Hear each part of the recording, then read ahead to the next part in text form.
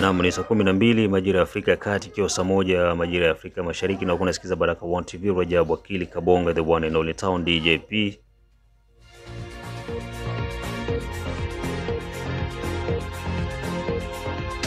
Ili kuanza kupata habari zetu za moto kila siku, tafadhali like pia subscribe Baraka One TV. Tuko pia Facebook pamoja na TikTok, like na follow page zetu, na hivyo utakuwa mtu wa kwanza kuwa unapata habari zetu za moto kila wakati. Sasa ndugu zangu, tutazungumza kidogo. Nafikiri ni muda ambao tutakwenda kusikia mitazamo mbalimbali ya wananchi wanasemaje na nini kifanyike. Sasa kuna tangazo la kuwaweka watu kuwa the most wanted in DRC.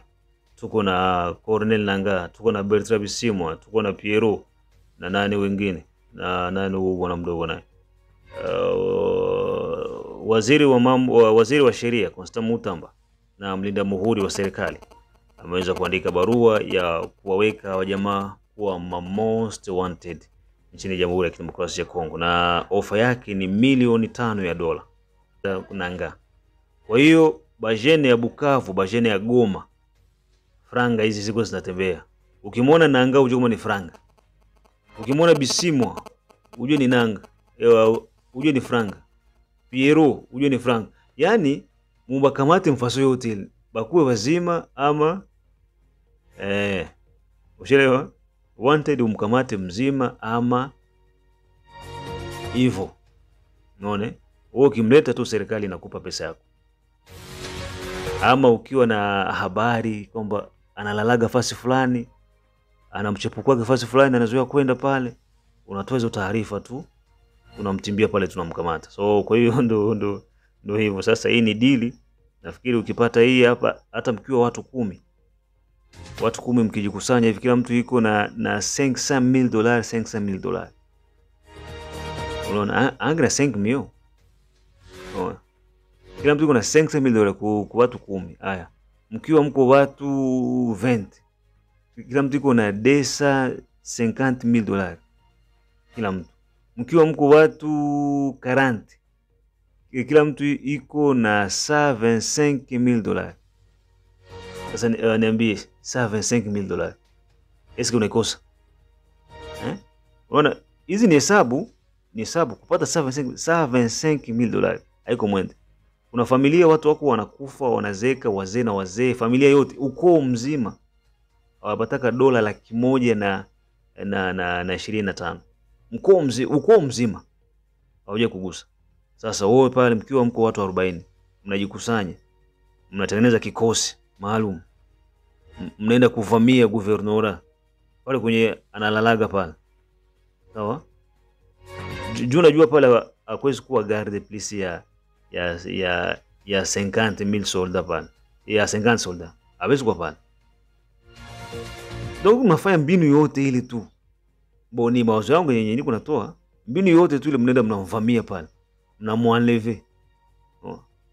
Benye batatombe sur le champ, sawa? Ile franga yao inaenda kufamia hao. Mnasema ni idea bien. Unaona? Hapo ni muvalere ya $25,000. Tukisema bashine bakwe biko 80. Sawa? Kamata 25 divisé par 2. Iko combien? 60 combien? $62,000 500. Deja mko 80. Sio kama ni kazi kubwa. Ni kazi kubwa, na kwenye huko na $62,000 ni pesa ya business kubwa. Utafanya biashara mzuri sana. Kwa hiyo ni hivyo. Dili ile wapo. Shughulikieni hilo dili. Twende tusikize mitazamo yao.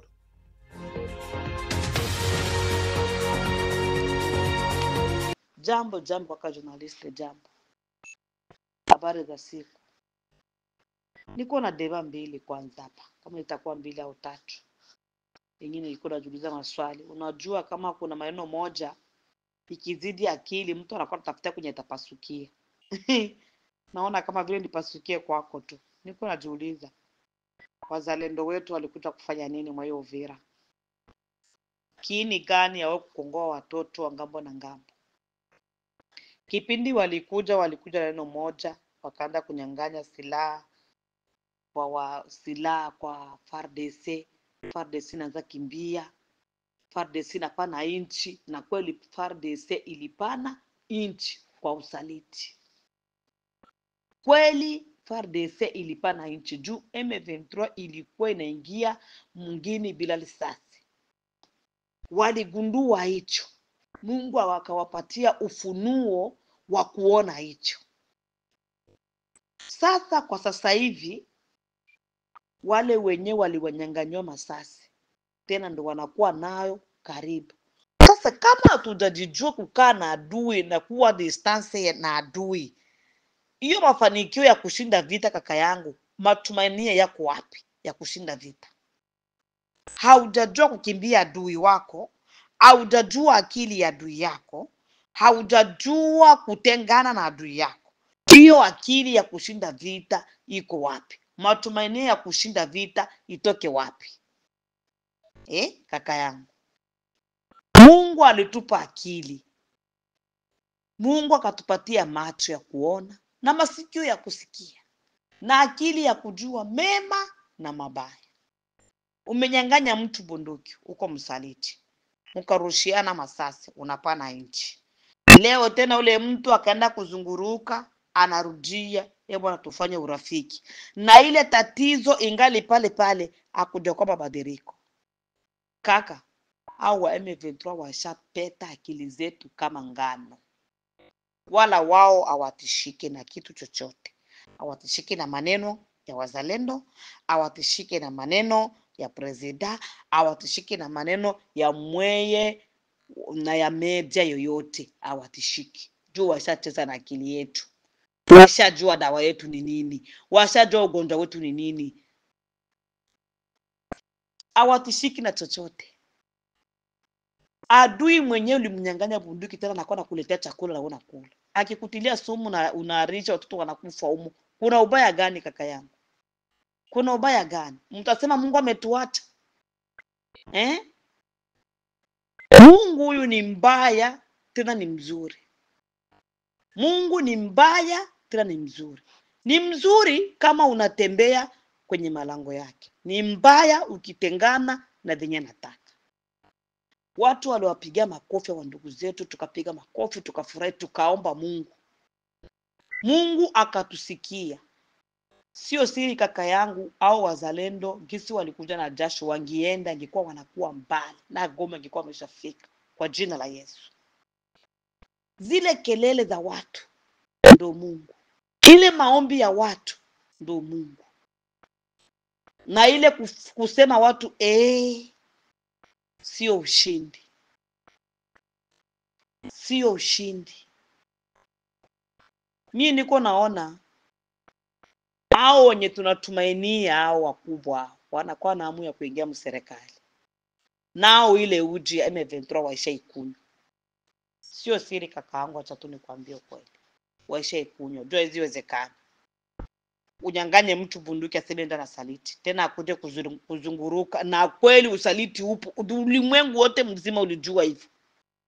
Wanazomea serikali ya FARDC usiku mchana, ulimwengu wote mzima na watukana wasoda FARDC, wanawatukana wapumbavu.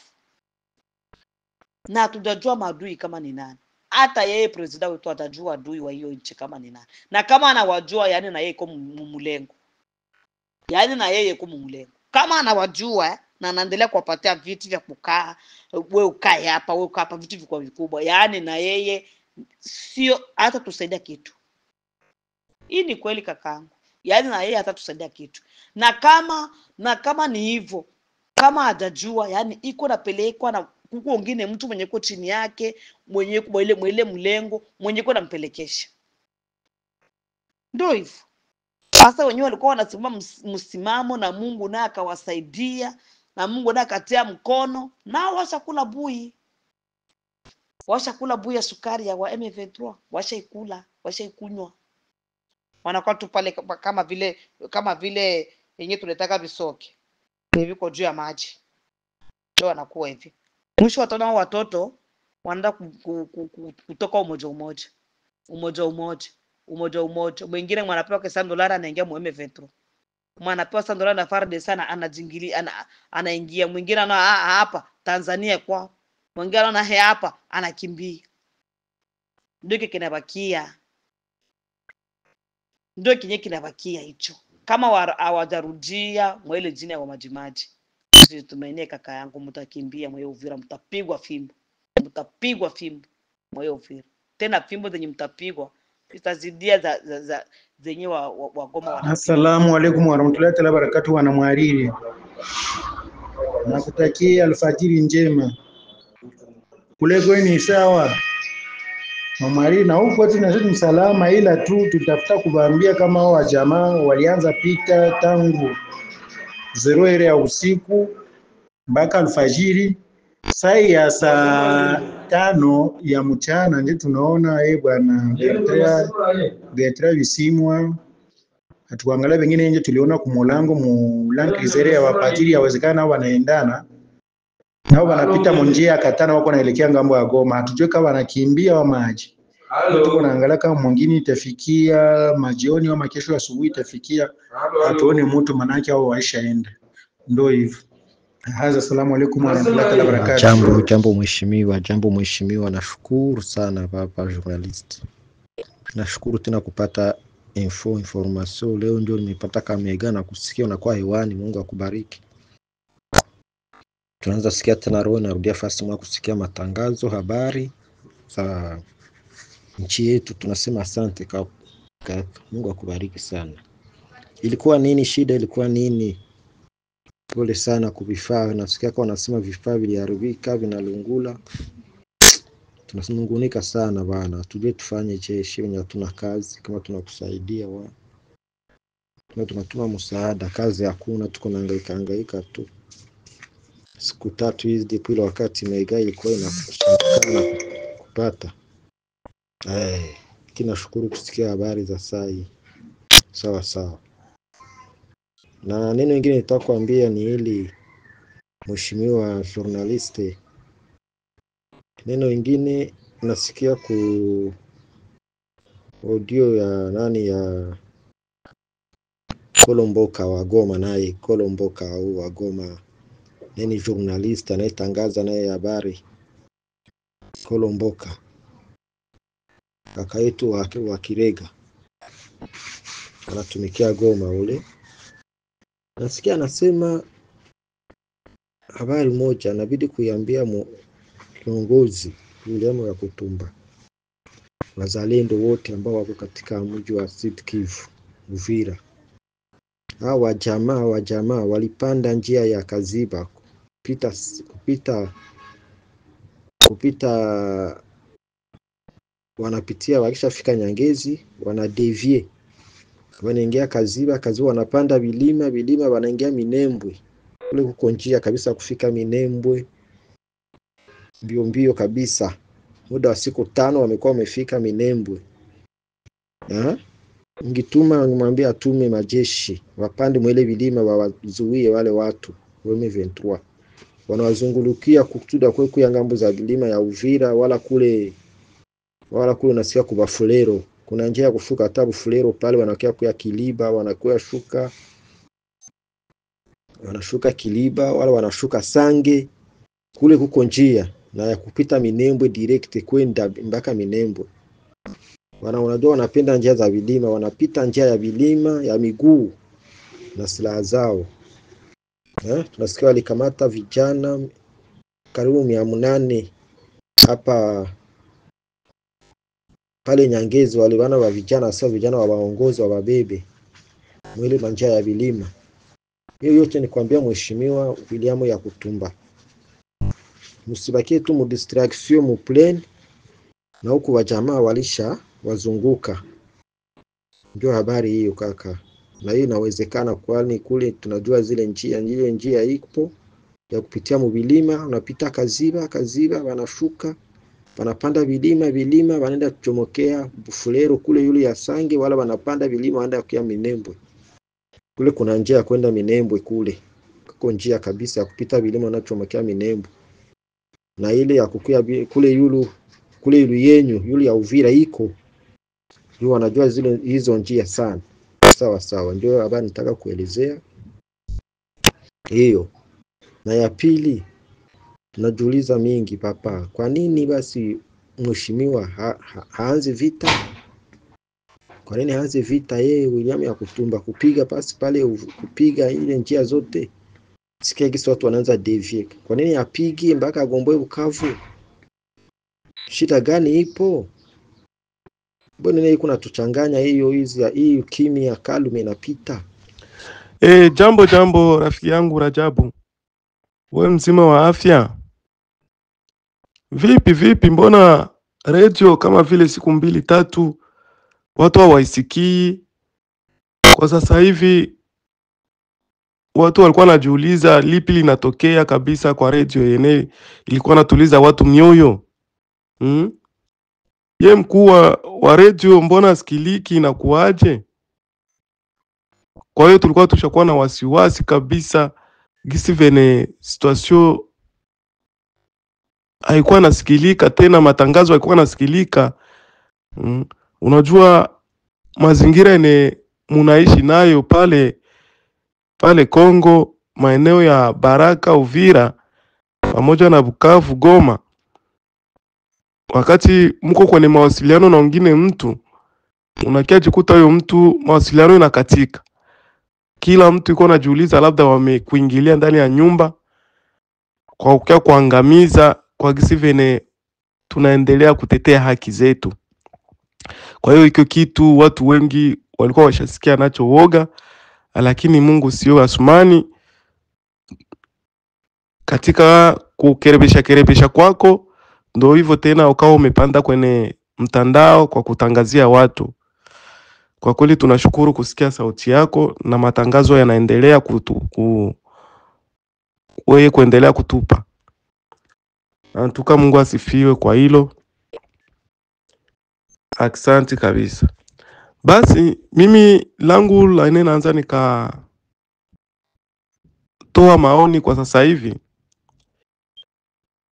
Kwa kweli tunashukuru na diplomasi yene Kisekedi amepambana nayo baada ya jeshi lene Kabila liunda la FARDC la mixage lene alituletea Wanyarwanda kututia pamoja na Wakongomani. Ideoloji ya akili za Wanyarwanda zikabakia ndani ya jeshi ya Wakongomani, ikafikia mpaka kuharibika. Kwa kweli imetuvunjia sifa mbaya Mkongo. Tunafikia kwanza kuchekwa na majirani nchi mbalimbali kwa kuonekana kama Kongo haina jeshi, Kongo majeshi wake ni watu wa rushwa, Kongo majeshi ni wanawake, ni kama vile wanawake.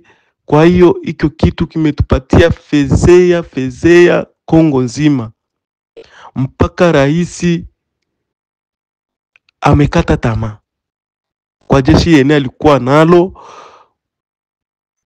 kwa gisi president alijiandaa jua ya jeshi, amenunua vifaa. Raia walikuwa wakimwambia rais wende Risi, wende China, wende wapi, kokote pale kwenye kuko nguvu ya ulimwengu. Rais alikuwa anaenda nunua vifaa, anatuma watu wanaenda nunua vifaa, mateni. Ukishamuona mwanajeshi kisi anavana unasema kweli kazi ipo, unasikia. Lakini yote hayo hayakufanikiwa kwa kazi ni Kisekedi alipambana nayo. Kwa hiyo ni kitu kiene kimetupatia aibu sana kupitia mixage ene Kabila alituingizia ndani ya jeshi, ili tuletea dharau, aibu ulimwenguni kote, kuonekana kumbe Kongo haina majeshi.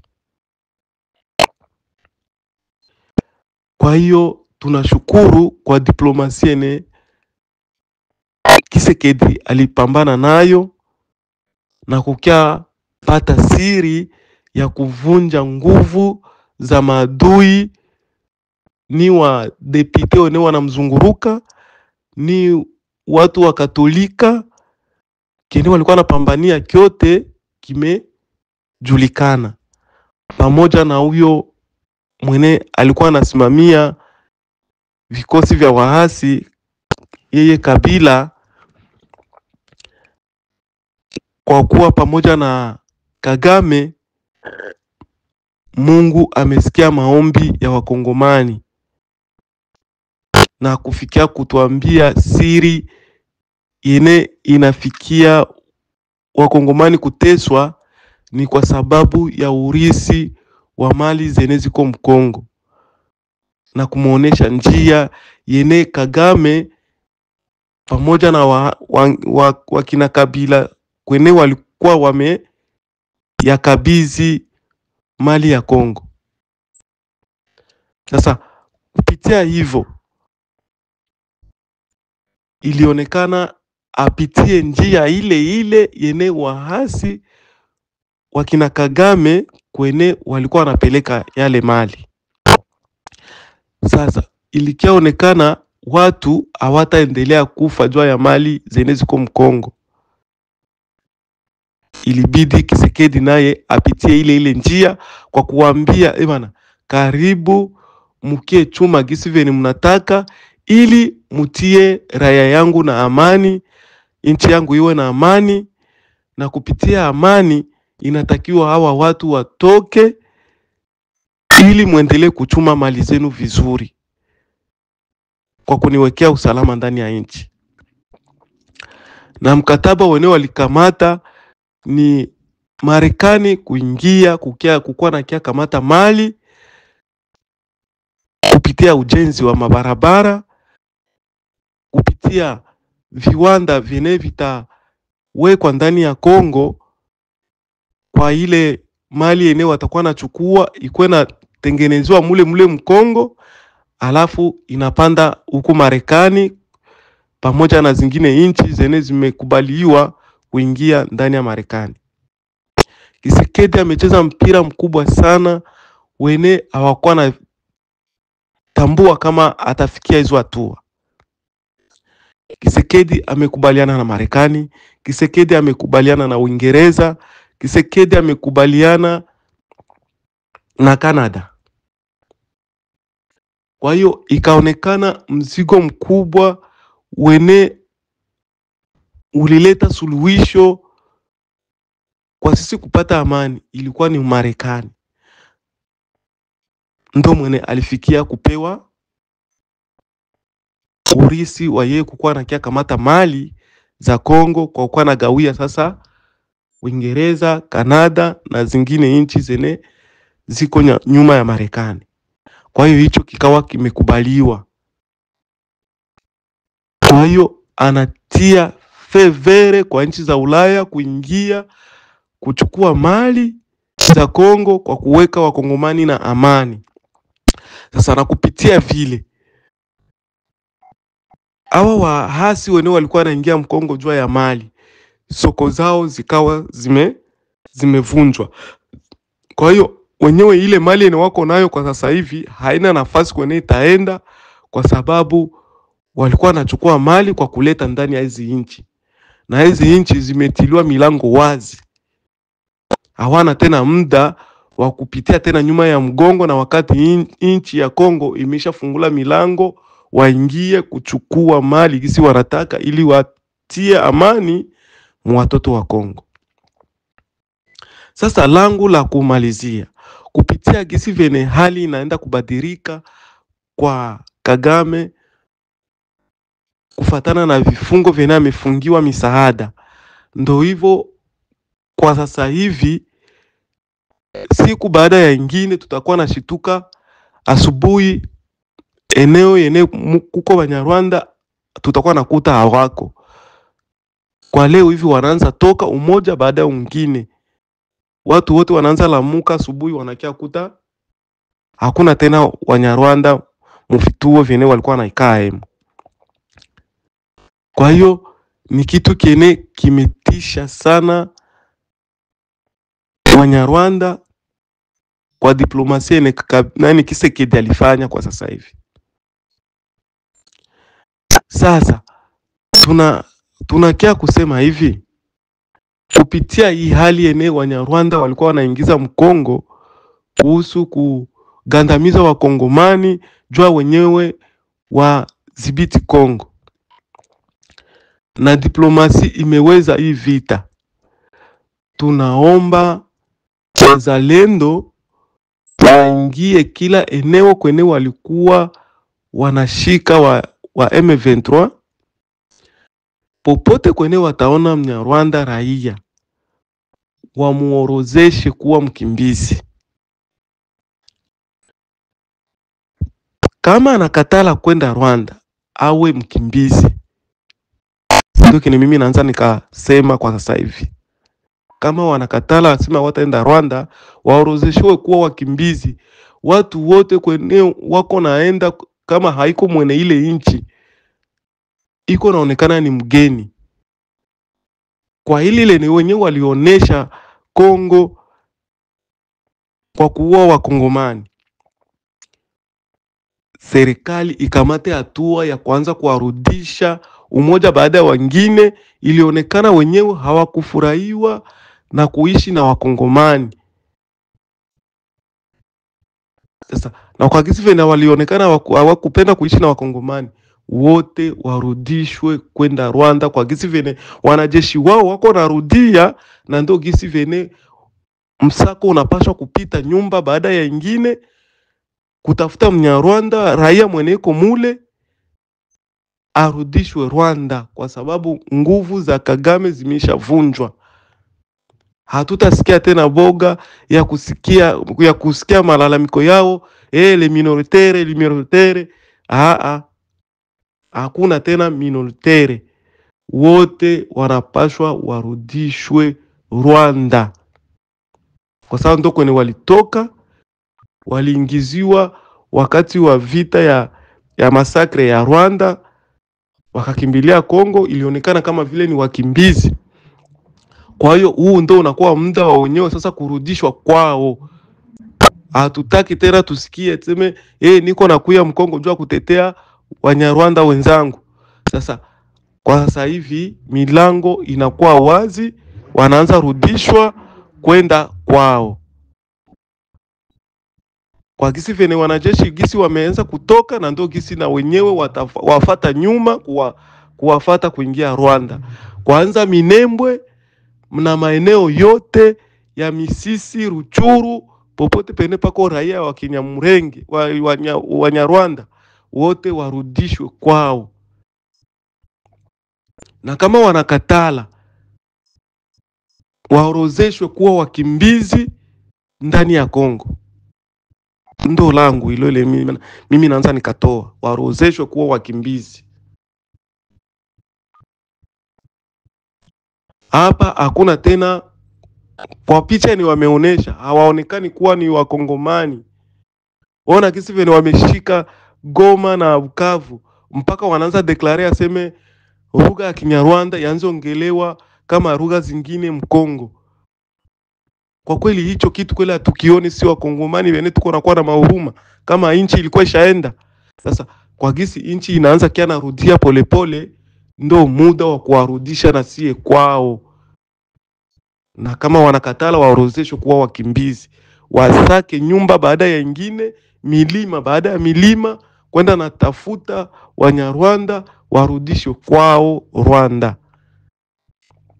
Ni kwanza katoto na kajukuu bote warudishwe kwao Rwanda. Kagame hana tena nguvu ya kusema atawazuia, haseme hawako Wanyarwanda. Hakuna. Yeye alikuwa anakuya Mkongo jua kuwatetea kwa sababu ni Wanyarwanda. Kwa hiyo inakuwa ni muda wenyewe warudishwe, kwa sababu asitoe tena malalamiko ya kusema nakuja Mkongo kuwatetea. Kwa gisi fene wanajeshi wanaanza toka, na ndo gisi wataorozeshwa kwa kurudishwa kwao Rwanda. Independence inaonekana kwao. Kisekedi aisha balombea independence ya wenyewe kurudia kwao Rwanda. Ndo hivyo. Asante. Na kama na mwingine mwenye ataongeza anaanza kaongeza. Kwa hiyo Kisekedi amewalombea Wanyarwanda uhuru kwao, warudie wote, kila inchi iwe na amani. Kisekedi amecheza diplomasi ya amani. Na kama amecheza diplomasia ya amani, ni Wanyarwanda wote kurudishwa kwao. na Kajuku, milima yote ya Kongo na bana Masisi bote barudie kwao. UNHCR itajua kisi vile itawapanga, kila mtu atapata plote mwili milima ya Rwanda na bataenea. Asante.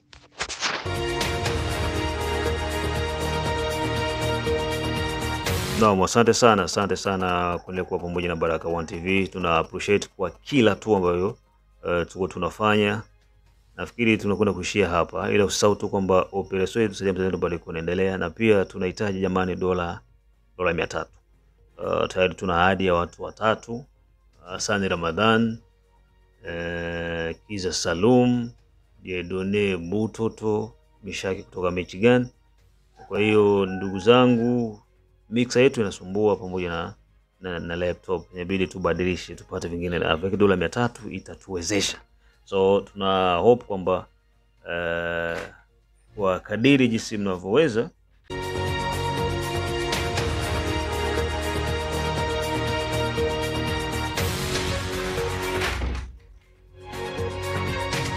na nafikiri ndio hilo kwa sasa hivi. Mengine tutaweza kukutana majira ya saa 12 asubuhi kwenye habari zetu za moto, ambapo tutakuwa tuna taarifa nyingi pia vile vile. So tukutane majira ya saa 12. Mimi Rajabu Akili Kabo.